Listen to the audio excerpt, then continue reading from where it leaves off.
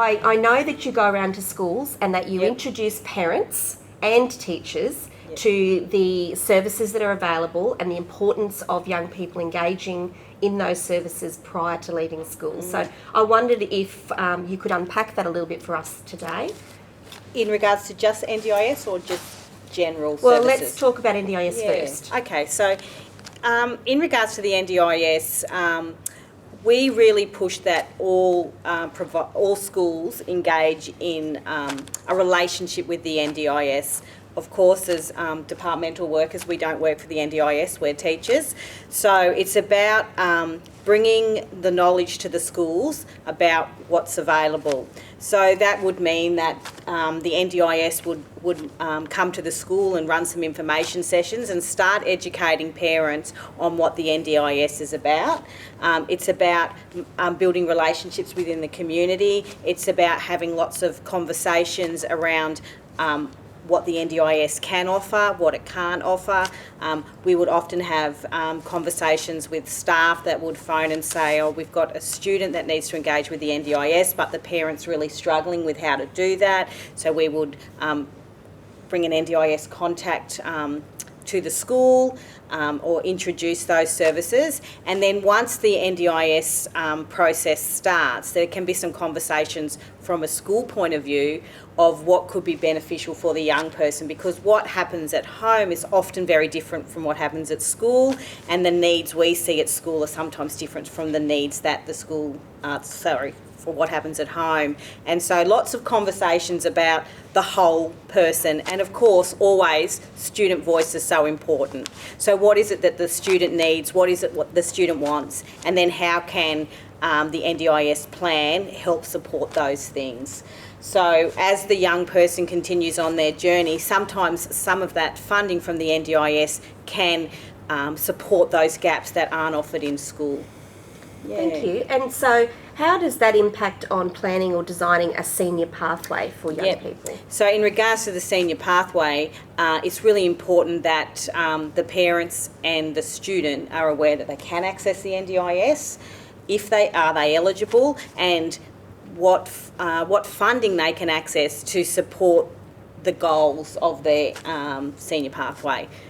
So it might mean a young person might want to go to TAFE whilst they're at school, and I'll talk about this later on, but going to TAFE, there's not the same disability support that's available in school because the funding from school is meant to travel to TAFE, but that doesn't always happen. So some people will access an NDIS funding and they will use their funding to have a person do some travel training with their young person or teach them how to get to and from TAFE. So some more of those life skills that perhaps they need to do to be able to independently go and do some of those activities. Some of the gaps, so a young person might have a goal of wanting to do something, but there might be some gaps around their social skilling and their confidence, and that will really hinder their outcome if they haven't had some skilling around that. So the NDIS is a good conversation about accessing some funding to help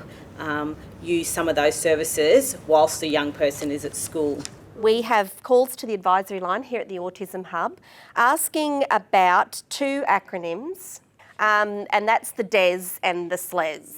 So could you unpack those acronyms for us and talk to us about how they play into some of this preparation for beyond school? Sure. So the word DES in school comes to me sometimes with lots of anger from staff and sometimes lots of happiness, but a DES is a disability employment service. So around school land we hear people talking about DESs or DESs. So what is a DES?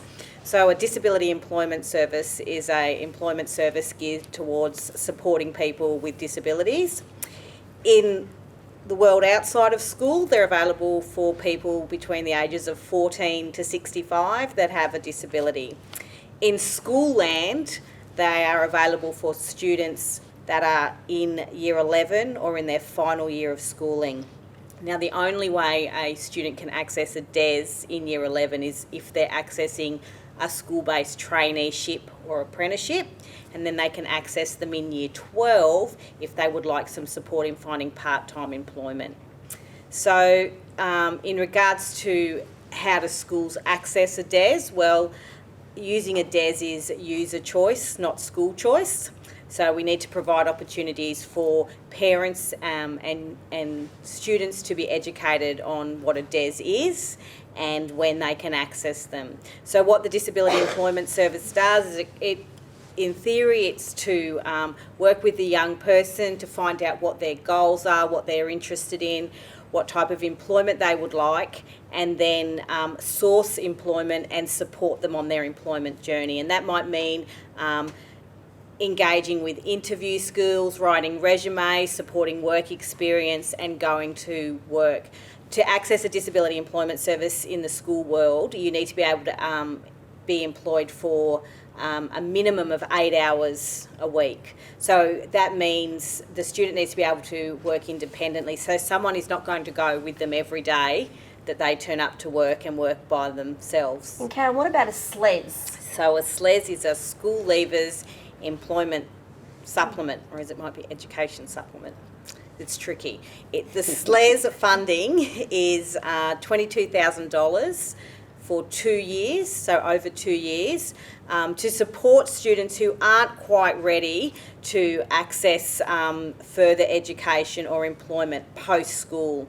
To be eligible for a SLES package, you have to be an NDIS participant, and you apply for a SLES package in your NDIS package, and then if SLES is approved, you can access SLES providers. Now, the DES world are the people that mainly run SLES programs. So who is this information most important for, So Karen?